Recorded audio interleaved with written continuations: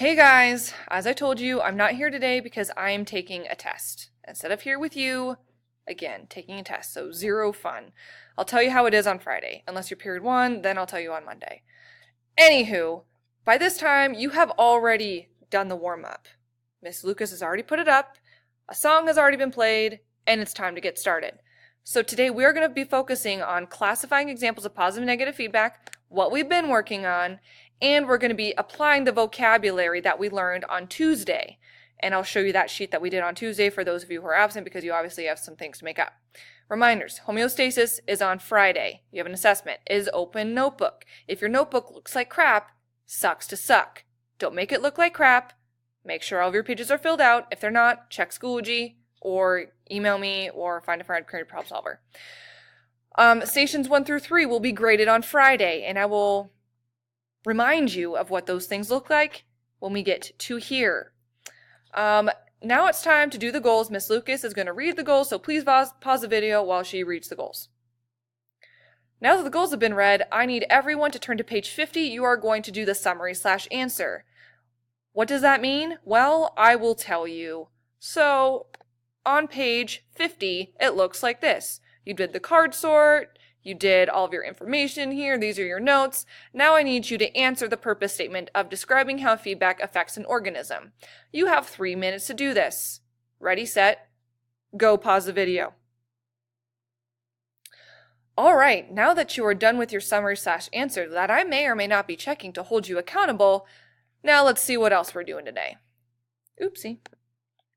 Model check.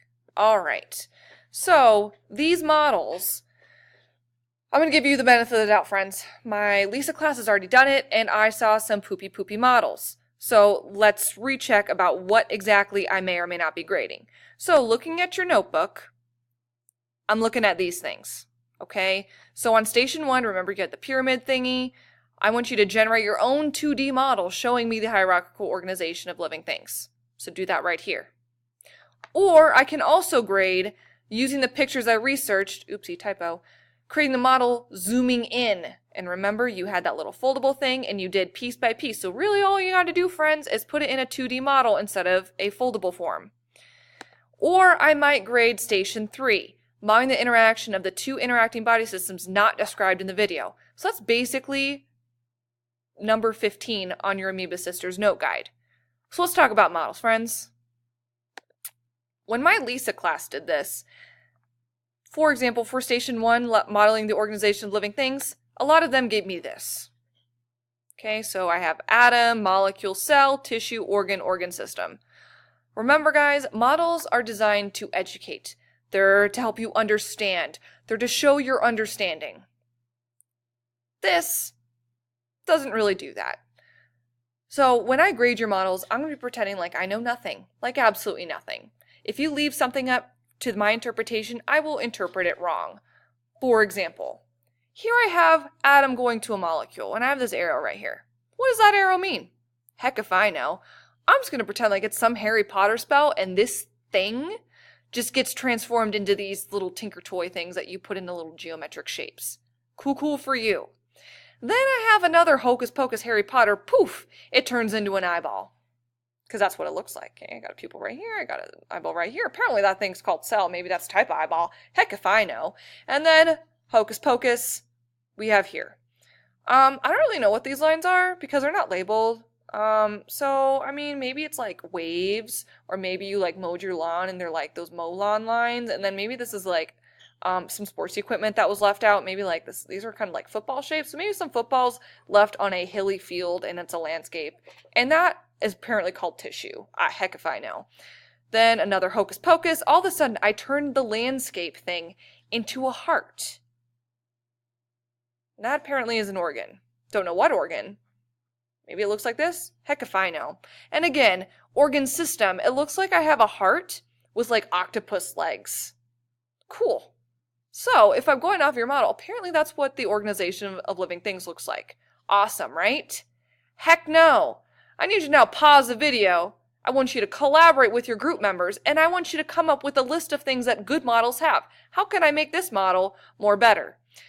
Miss Lucas has a list of acceptable answers that I'm kind of thinking about what you guys are going to be saying. So she will kind of give you some feedback. Let's have a discussion. You're only going to have a couple minutes to do this, so make it worth your time so that way you don't give me poopy models like so. So pause the video, discuss, and then come back to me. Pause now. Now that the video is paused, let's go back to our warm-up. We're going to do homeostasis and body systems. And how we're going to do that is we're going to watch a video and I'm going to talk about it through the video. I mean, what I'm talking about is in the video is kind of things that I would do if I was here. If it doesn't work, feel free to just look at the video on YouTube because literally this is going to be a video of a video with me talking over it. So, anywho, everyone needs to open up their notebook to this page. Okay, you should already have the purpose written down because I forced you that on Tuesday. If you don't have that written down, get it later. Miss Lucas is now going to pass out these two sheety poos right here, which you are going to tape in your notebook right here and right here. Do this now. Pause the video, pass it out, do this now. Okay, now that everyone has their notebooks ready to go, let's watch the dang video. I'll be filling it out with you. So, video is right here. Homeostasis and all of the mechanisms that help the body maintain homeostasis. Homeostasis is the process of maintaining a stable internal environment. There are three parts within the human body that help maintain homeostasis. The first part is a receptor. The second is the control center, and the third is an effector. Using the illustration, let's take a look at how homeostasis is maintained. A variable is a condition that can be changed or regulated, such as temperature. If you notice, the variable is on a level board. This level board represents ideal normal values called a set point. Remember what I talked about set point, friends? That's like the sweet spot. That's where the body likes to be. Does anyone remember what the set point is for body temperature? Anyone? Well, he'll tell you in a second if you don't know. Any changes away from the set point is called a deviation or an imbalance. So when a deviation occurs and a variable is no longer in homeostasis, the body will activate mechanisms that will oppose the deviation to return the body back to homeostasis. So let's take a closer look at homeostasis in action. First, a stimulus produces change in the variable, causing an imbalance. Okay, this is key, guys. The stimulus is the change. Okay, stimulus, change. Moving forward. Okay. A receptor detects the change. Okay, the thing that senses the stimulus. This is a structure. This is an organ. This is a cell. Okay, think of this in your English class as a noun. It's a person, place, or thing.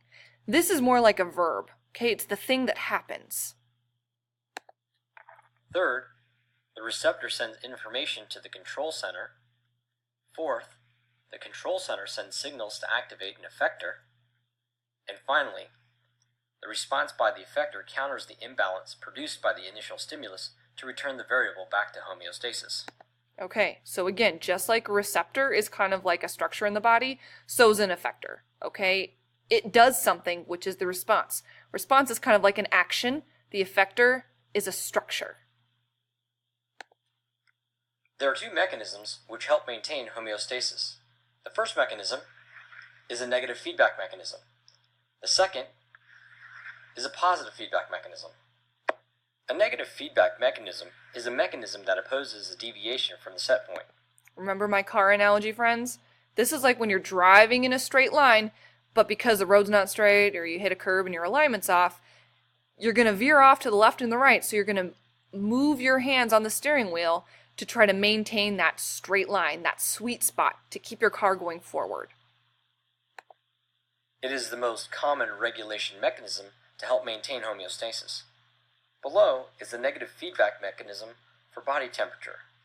In this illustration, 98.6 represents the set point. A deviation occurs when the body temperature rises. Temperature receptors in the skin detect the rise in the temperature. These temperature receptors then send the information to the hypothalamus in the brain. Next, the brain sends signals to activate sweat glands, which causes them to produce sweat, which cools the body and lowers the body's temperature. Okay, again, The stimulus is the change in the variable. In this case, we're regulating body temperature. Temperature receptors in our skin are going to be the thing that senses that change or rising body temperature. Those receptors are going to communicate to the control center, which honestly, guys, 9 times out of 10 is somewhere in the brain. Not every mechanism or not every kind of regulatory loop is going to have a control center. Some things are just regulated at that point and they don't need input from the brain, but I'll give you hints as to those because I understand that they're a little bit difficult. Anywho, the effector, again, is an organ, okay? Sweat gland is a structure in the body, and when it produces sweat, that's its action. That is the response, okay? So he's going to do the opposite example of when your body temperature gets too low. We're going to do that together on pages 52 and 53 in our notebooks, okay? Continuing on. Sweating opposes the initial rise in body temperature. Let's take a look what happens when the body gets cold. Okay, body's getting cold. So let's go to our homeostasis thingamajig, okay? So our scenario, maybe you go outside and it is super cold. Okay, it's like right now, okay? It's not that warm outside. It's definitely not summertime. You're going to need a jacket, okay? Continuing on. When body temperature decreases, again, temperature receptors in the skin detect the decrease in temperature. Okay, let's fill that out. Okay, so our variable, the thing that we are regulating, body temperature. Okay, the stimulus, he said, was a decrease in body temperature. Okay, so remember that the set point is 98.6 degrees Fahrenheit. So we're saying it's below 98.6 degrees Fahrenheit, okay? FYI. And then he also talked about, temperature receptors in our skin. So let's add that. So the receptor is the thing that senses the change. The thing that senses the change are receptors in our skin. These receptors send information to the hypothalamus in the brain. The brain. Okay, so control center.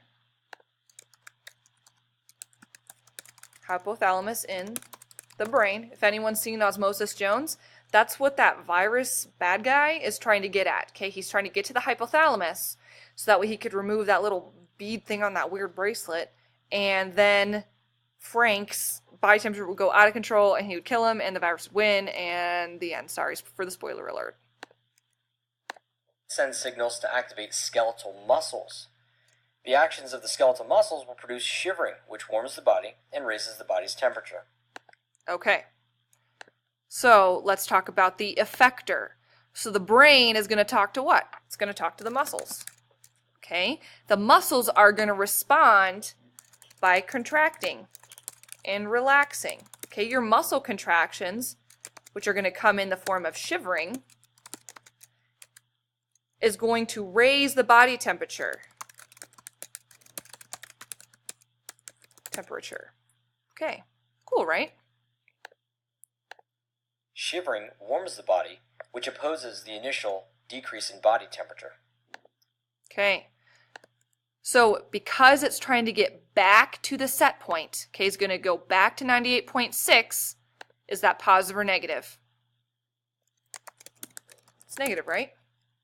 Okay, so this is not over in the video, but let's talk about body systems, okay?